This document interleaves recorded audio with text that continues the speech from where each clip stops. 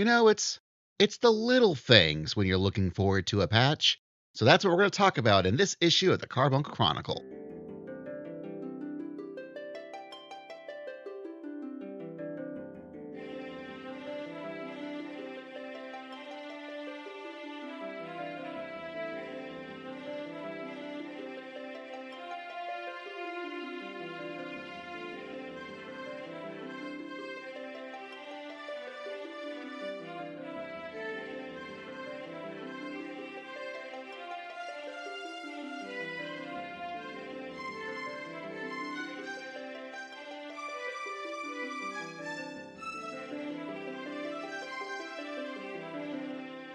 Hello, adventurers, and welcome to the Carbuncle Chronicle, your podcast for everything awesome in Final Fantasy XIV. I'm Basil, and I play a Lalafell summoner named 4K Rydiske on Leviathan. I'm Anna. I play a Lalafell dancer on Leviathan named Gormia Rydiske. That is us, and we thought it's just the two of us this time. And we're not going to do a full-on patch notes reading because, for one thing, it's preliminary. And we're doing it a little bit early so we can get this edited and out, tomorrow, as it'll be 24-hour maintenance before we get patch 7.2. But I kind of want to look at the little things, the things you may not really think about too much, things that don't really get the stuff that people talk about. It's the things that surprise us. Yeah. The things that we don't expect from the patch notes. Right. For example, the first one I noticed going through the patch notes is in housing. SSAO can now be disabled for indoor furnishings, which the settings apply for everyone who enters the estate, not just the estate owner. And what this means is that, so SSAO lighting is how it handles shadows and how the shadows will interact with the environment. And so this is clearly for those who are trying to create a certain scene, certain vibes in their housing. This gives them just a little bit more control of how you walk in and you experience it, how you see it. Yeah, that's a good change, I guess. Addition, change. I wonder if it's also somewhat encouraged by the housing things that happen because of the lighting changes that occurred with the graphics update. Yeah, I can see that. Because I know that some lighting things were broken when the patch update or when the 7.0 happened, and they didn't expect certain things to happen that they did. And what was happening in housing, because there are so many different light sources. There are so many different ways that furnishings can interact because you're making it yourself. And it's not all predetermined by the game developers. It's the people playing the games, what they're doing. And so they can't have a fine-tooth comb to make everything perfect like they can everywhere else in the world. And I like how, looking at the picture, like the corner of the two partitions they have on here, they look way more seamless than they do in the older one because of all the shadow. Right, and that's because of the shadows that happen in the gaps and the crevices of things. When it's in the game itself, they're crafting everything with that in mind, and so it looks better because you want those crevices filled in a shadow and stuff, but you may not want it in the house. That may not be the mood or the vibe or the setting or whatever you're trying to portray. That may not be what you want. And the fact that they're giving you this chance to set it was, again, it's a little thing, but it's nice to see. One thing I noticed, that as someone who plays New Game Plus fairly frequently, just because I'm weird and I do, they added that you can now perform repairs and access the weather forecast while playing New Game Plus. Not being able to repair, right now, not being able to check your retainer, it's been very odd to me, the little things that you can't do during New Game Plus. So I like that they've at least started that process of changing the little things like that. So it is nice that now you can repair while you're going through the game again. No, I totally missed that. I just ran right over that one looking for something to talk about, and I hadn't noticed it. So again, that is just one of those things where that is something to look at. So for me, the next thing that I noticed was under miscellaneous, they're adding a new category, field operations, in the challenge log. because we know that Eureka has a challenge log. That's how you level there now. When we first were playing in Eureka, there was no challenge log. That was something they included later on to incentivize people to actually fight things in Eureka, not just trying to fight NMs as they would pop up. So that one tells me that I bet there's going to be a challenge log in Occult Crescent, because now they're making it so that's where you get Eureka's challenge log, add probably other field operations challenge logs in there. Yeah, I assumed that was going to be a thing since they added that in with Baja and Eureka and everything. One thing I noticed, well, this is something that I guess I don't particularly notice this just because the 3 houses I go into, someone's in them regularly, but you will now get a warning message when you go into the garden of an estate scheduled for auto demolition. So I guess that's like if it says in case of free company, it's all to all free company members, but it's a good thing like if you happen to go, if you're using your friend's garden because they're not playing right now, it's a good thing. So that pops up and you can go, oh, hey, by the way, you might want to log in real quick and save your house. Or it might be a case of someone, say you were using your own garden in your own personal home, and because you're just using the garden.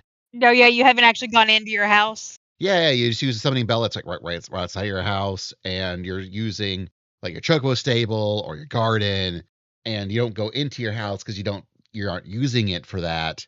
That's actually happened to me once. I did get it. I think I did get an email about auto demolition. I was like, I'm always on though, but I just didn't go into my house. So yeah, that is a good thing. I don't know if, say, friends, like I don't know if I'll get the message for your house, because it says a message will be displayed to private estate owners, and in case of free company estates, all members of the free company. Right, but I wonder. So it doesn't say anyone. But I wonder if you're sharing, like how I share with you, like you're on my list of 3 people. I wonder if, and it's not very clear, but I wonder. That's what I'm saying is like, okay, because I think you can only use the garden if you're on that estate. So maybe if you're on someone's house that has, you have access. Maybe that I feel like that's where maybe that comes in handy. And I don't know for sure. It's not incredibly clear, but I assume like maybe in the thing with the vein of like the FC members, like it is people that can actively do things in the house get that message. Well, my thought was this is using the same rules of who can stop auto demolition happening by entering the house, which is the owner of the private house and anyone in the free company for a free company house. Okay. So yeah, so maybe if you are in a shared estate, maybe it doesn't work that way. One thing I look forward to a lot with these patch notes is seeing the new furnishing items. And that's just something I look forward to. I can't tell what one of these is. It just looks like a popcorn tin lid in the floor.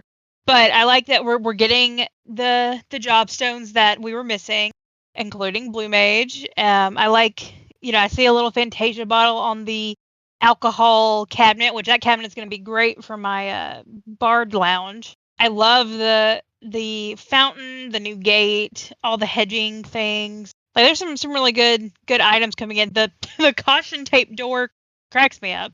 We can see the new trophy for the new trial. So yeah, like I always enjoy seeing the items that they've added, and they always say that sometimes they're furnishing design contest winners, sometimes they're not. It's just submissions they had. But yeah, I always look forward to seeing what we're getting for the housing. One thing I am looking forward to is seeing what prizes are going to be newly available to buy with MGP. Yeah. I'm sure there'll be some cards. Yeah, my thought is cards. I wonder maybe some housing items. But who knows?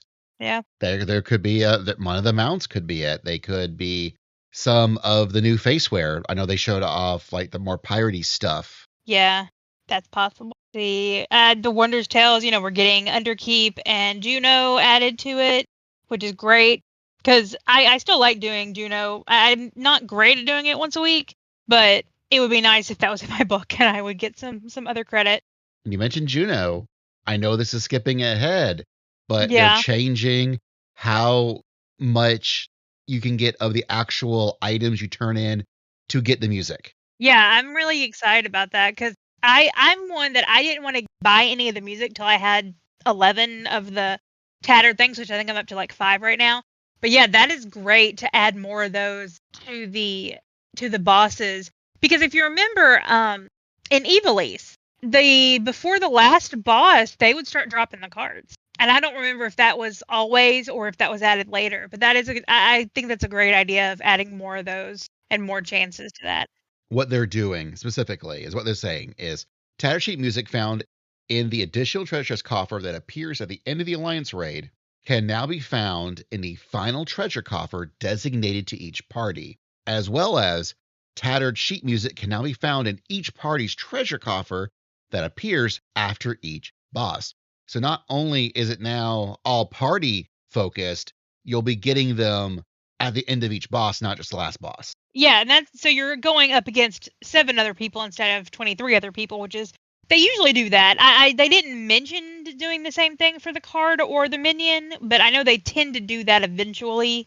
I don't know if that's what they're doing yet for that, but I'm glad they're doing that with the music at least. So yeah, so at least more people have a shot at it. So and that'll get my incentive to keep. I need to keep running it more so I can get those. Just the collector in me music, not that I am nostalgia for 11 or anything. No, I've enjoyed the music I've heard, so I'm excited to get those. It's okay. It's weird that I am nostalgic for the music for 11 that I am, because I am nostalgic, and it's not all 11 tracks, but I've listened to 11 music off and on throughout the years, despite not playing it, but like downloading and acquiring soundtracks and just listening to like Spotify. It would throw in 11 tracks here and there over the years. And so Yeah, and I played through them on Theatrhythm.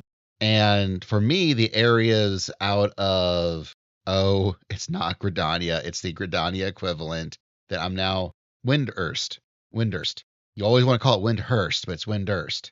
The areas outside that in the for me, because I played that for so long, for those few months back in the early 2000s, I can just hear that music.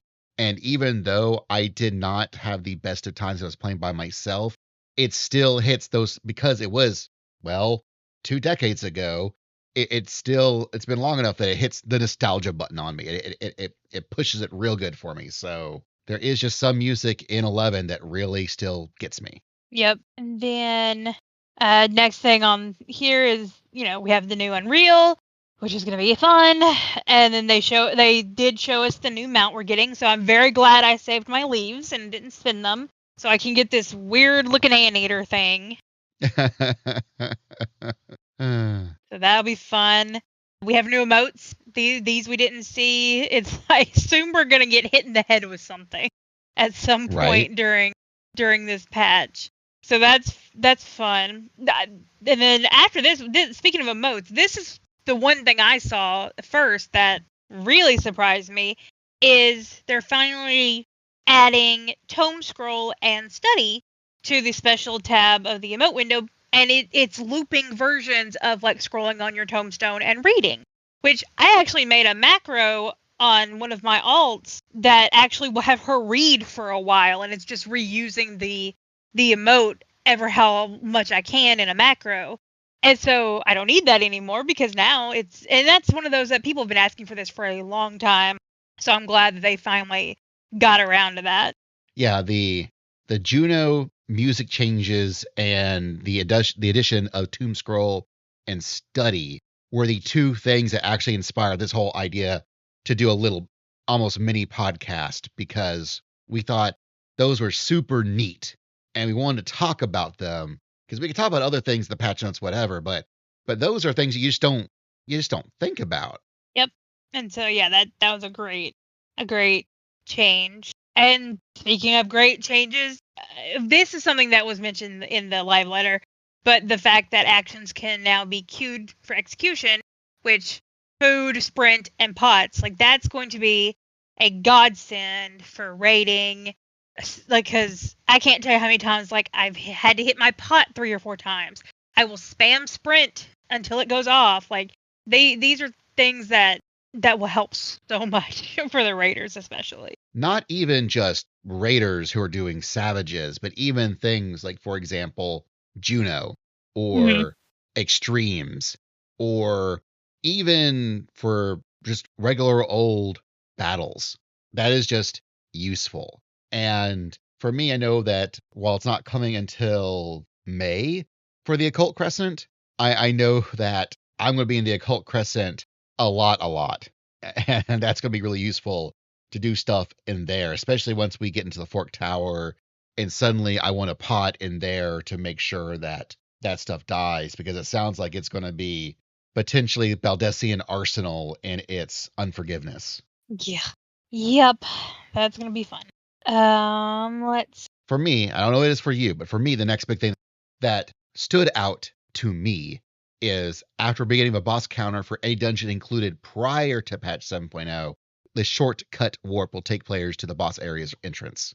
Yes, I was so happy to see that, because I enjoy that. I enjoy, like, when you don't have to do the walk of shame, when you screw up. So I'm glad that they're implementing that. That was a nice change for this expansion. So yeah, that would be nice. You can now buy the mounts for Valagarmonda and Zaraja. So I know some people that already that are ready to go for those purchases. I am not there yet. I get distracted easily and do other things. That's good that people can finally buy those that they've been farming. Yeah. Now get Echo in Sphyn's Burden. I have a friend who's still trying to get a clear on that just because Party Finder's been terrible. So hopefully they will have better luck after the patch getting in there and getting a clear. I'm curious how fast people can get her down once with Echo. Yeah.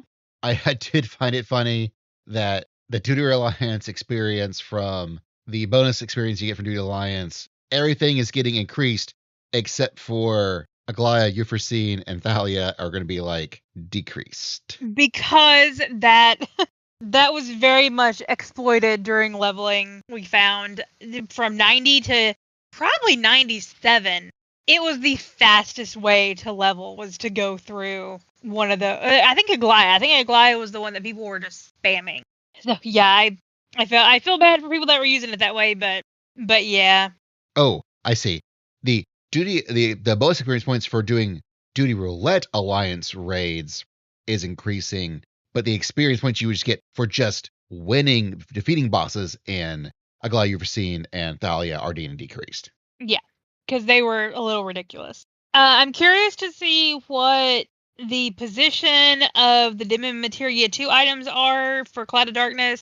I'm curious to see what that change is exactly.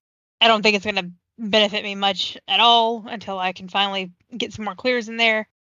Weekly restrictions on Fru is taken off. So if you want to go farm that to your heart's content, be my guest. Just if you're our friend Elo, don't throw anything away.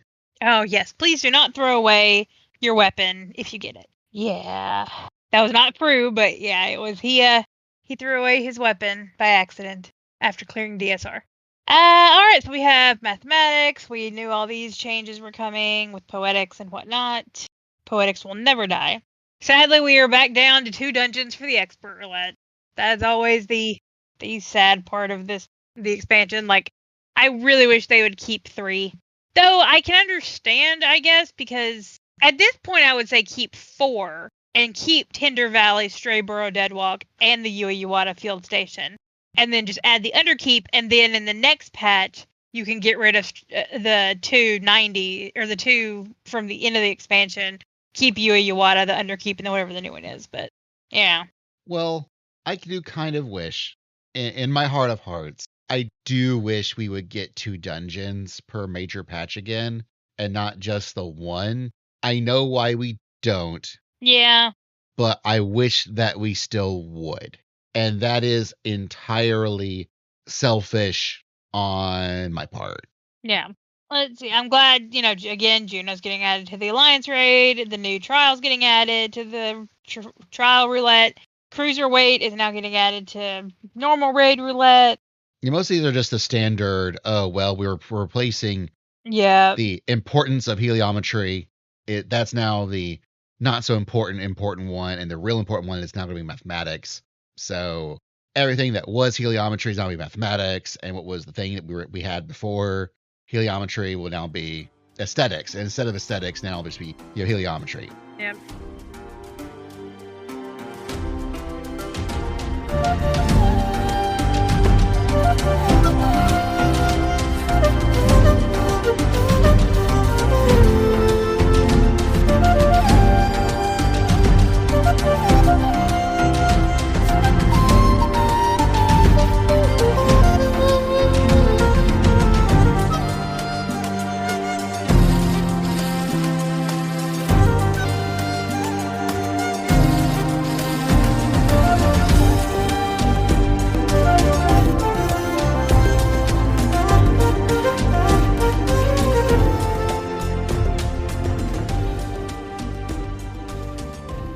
Sunken Temple of Corn is all the bosses have been adjusted. I am very curious. As much as I don't want to run that dungeon because I get the dungeon all the time, I'm curious to see how the do support changes it. Because with the having to kill the heads on the pedestals and the puzzle with what you pick up, I'm curious to see how that's changed, how that's adjusted. With the first boss. You have to stand on the pads to cleanse your doom. So that I'm very curious to see if that's the same or what changes have been made. I am pretty positive. And note to self, reminder to self that we're planning a new episode of back in my day playing Final Fantasy 14 10 years ago with Paul and Chili, Move Around. We covered ARR, and so I'm pretty sure we talked about the Sunken Temple of Karn in that one, and probably talked about cleansing doom on pads. I'm pretty sure we talked about there. So if you want to hear us talk about it back then, or should we even did a thing about dungeons back in the day? They are dungeons. I bet we talked about it then too. So I am curious as to how it's going to work now. Yeah. And then if you haven't finished your PvP series by now, it's gone. So we're starting the new series with a very Garlemald-ish looking or Garlean looking spider mount thing, which looks neat. I'm gonna try to not wait till the last day for that one, like I did. Totally didn't do today. That's fine. That's what happens is the old thing goes away. We get the new set because we're getting Series 8, which is not the season, which the new season will also start, but within each season you get 2 series, or you get a series. In each series you get 2 seasons. Right. So yes. This series will go up until 7.4. Right. That's what I meant. Yes. So you have plenty of time to go through the newest battle pass that you don't actually have to pay for because it's just part of playing the game. And those rewards are always great. Like I honestly, they mentioned opening up older rewards. So I'm really hoping, we'll get to see something like, get to see that with these. I think I'm only missing one outfit, but yeah.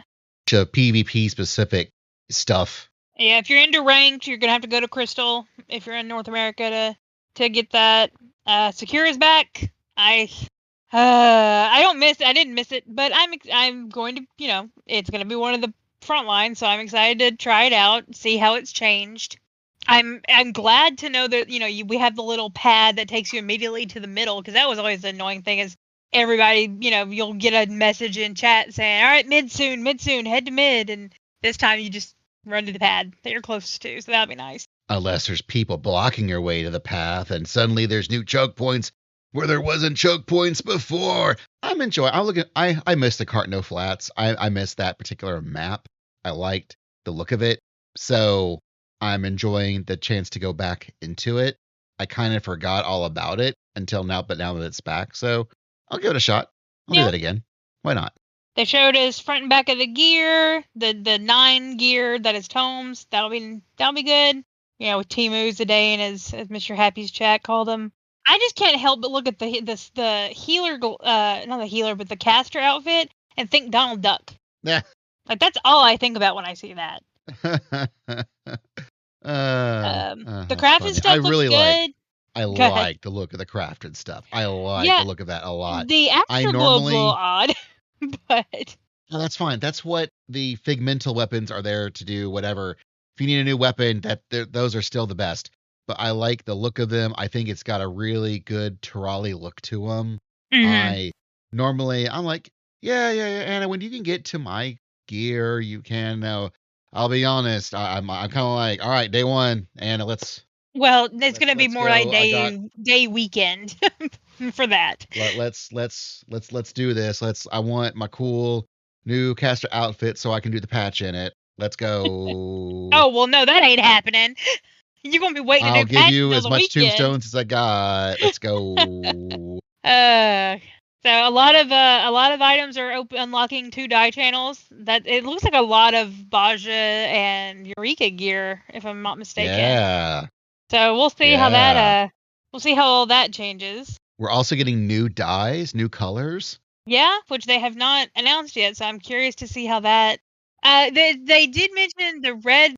There's a couple of hats that can now be equipped regardless of gender, which is the black feathered flat hat and the red feathered flat hat. Were those Valentine outfit like head pieces? Maybe He I might could have not been, remember. but more positive, potentially more importantly, as far as those two hats goes, the fact that it looks like all the headpieces they've shown off for the tombstone and the new craft recipes can all be worn by even Rothgar and Vieira, which is already amazing because usually for things like helmets and hats and stuff, I have the unpopular opinion of you know what you're doing when you pick the race. Don't complain about hats. Yes, but like I've also said before, when they make new gear, they should make it to where everybody can wear it. So you are correct. I'm glad that they can wear it with all the new stuff. So yeah, I'm glad they're taking the time to really make sure that this new stuff. Would I like them to also go back and make older stuff also work? Yes, of course I do. But I also believe in celebrating the wins, and this is a win. This is a big win for Rothgar and Vieira players, and I hope that players of those races will go out into the ether of the internets and celebrate it. Don't go, these are, but what about all these other ones? No. Celebrate the ones you got. Show off the ones you've got. Give them the positive reinforcement to make them go, oh man, they really like this. We should keep doing it. And then maybe we should also go back and do the other ones. Like give them, they're giving you the carrots. Eat your carrots and talk about how much you like your carrots. That's their carrot. That's their carrot to make them go, oh, we should make more carrots. also I was correct. The black feathered flat hat and the red feathered flat hat were Valentino's in 2016. Because I'm looking, I do have the black feathered flat hat, but I cannot wear it because I am female. Oh, okay, then. That's interesting. I also had forgotten that you could see what event things came from. I like that. They are making an addition to the glamour gesture when creating an outfit glamour, the location in which each individual gear piece was previously stored is now displayed in the log window. The following marks can now display on stored item icons. So it's showing you. And I was actually looking for something like this today, so it's ironic that I forgot that this was coming. So if an item can be part of an outfit, it has one icon, and if it is part of an outfit, it has a different icon. That's good. Like I said, I was looking through my glamour chest today, and I was like, have I put everything into outfits? So that's going to be nice come Tuesday. Yeah, I remember when this thing first happened, I just went and bought on the market board an extra stacks of glamour prisms, and I just started yanking everything out and then seeing what I could actually plug back in as outfits. Mm-hmm. So having just an easy easy just glance and go, oh, there it is. Oh, that. Oh, okay. That is very, very nice. Yep. Also including things to be filtered as well. That's nice, where you can now just filter it so you can just see which ones that you are for that you're looking for. These are just good quality of life things you wouldn't maybe think about. Yep. And there's a couple others. They're adjusting some attributes to exquisite, Viper, and Picto weapons. Here I like this. For certain it says pugilist arms. There's going to be a note that now says that the weapon appearance may take precedence over hand gear. I like that note because there's sometimes I like certain weapons, but I like the hand. I like that they're acknowledging that. Yeah, I do think it is interesting that they are changing these stats for these Viper and Picto weapons. You don't usually see that stuff get adjustments like you would with just base potency and other job changes. So the fact that they're also tweaking some things in their equipment is interesting. Okay, I was looking at where these are from. They're from Razad Han. These were the from last expansion. So it's the tone weapons that they put out with the expansion, and so they put out Picto and Viper, and I wonder if this has to do with like job changes and nerfs and things coming, that might be why or something. Maybe, but that's wild because as you point out, that's Endwalker stuff, not even Dawn Trail stuff. That's not even what you'll be using this upcoming patch in Dawn Trail. That's an entirely expansion ago. The fact that they're adjusting those now, that's just interesting. Yeah. Speaking of interesting, as a crafter, this is pretty. I'm still not entirely sure I understand it. It says a feature to batch select required materials by quality has been added to the crafting log. It says if you lack the sufficient quantity of required materials, only the amount in your possession will be selected. And it's got a normal quality and a high quality button. So I'm not entirely sure I understand that. My guess, and we won't know until this happens. I wonder if you click on them as buttons, it auto bunches that. Possibly. So say if you've got, in this case, they have bananas. Say it requires 2 bananas and you've got 4 high quality and 20 normal quality.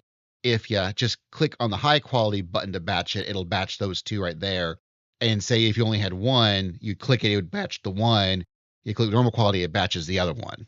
I understand. Okay, yeah, that's actually good. I like that. Okay, I'm a fan of that. Level requirements for master crafting recipes have been removed. That's interesting. Level cap for desynthesis is increased. Mounts can now be summoned while moving. And that's going to be a habit to break. That's going to be interesting. We're getting a new minion that looks like our dog. Yeah. So now all 3 of our pets are in the game. So the next big thing, and I'm not sure what this truly means. It means one of 2 things. And what I'm saying is that 1, they're doing graphical adjustments being made to player character models based on feedback from the community. In conjunction with these adjustments, players can obtain a file of Fantasia from the Wandering Moogle and Gold Granani for a limited period of time. This reward will be tabled until the release of patch 7.3. I don't know if this is yet another free vial of Fantasia, or if you already got it in 7.2, is this that same one, or is this going to be just another one in addition? I believe it's another one in addition. So like the one from 7.2 is now gone away. So as of 7.3, it will have a vial of Fantasia, and you can. I got the one for 7.2. I believe I will be able to get one for 7.3 as well. So now, if you didn't get the one from 7.2, you can only get the one for 7.3. Right. But yeah, I believe we will all be getting a free Fantasia again. I am curious to see how the shadow quality has been, because they're now factoring multiple light sources. That's cool. They've also started doing things with the graphical updates for everything that's not Dawn Trail. They've talked about doing some of these things. Yeah, these are all the old relic weapons. Well, not only that, but they're also changing things for like NPCs and faces. I wonder if it's because we complain about Thancred a little bit. But they're also improving like the vegetation in areas from at least apparently the 3.0, so Heaven's Ward to Endwalker zones are going to be better, and they're doing these same things. No changes have been made to Western Highlands, Raktika, Tempest, or Ultimate. Yeah. For some reason.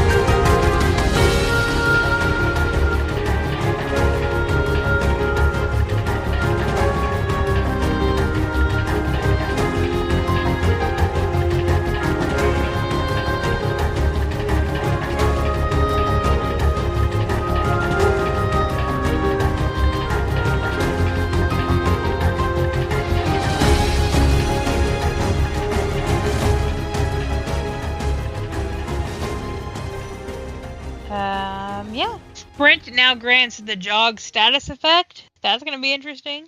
And what gets me is that they're not saying, in the patch notes, they're not saying it's only in sanctuaries. That was the indication they were saying during the live letter, was that it was in sanctuaries, or at least that's what we were saying. But this is showing it just as you can just use it wherever, and it just goes away when you generate enmity. Kind of like PvP, yeah.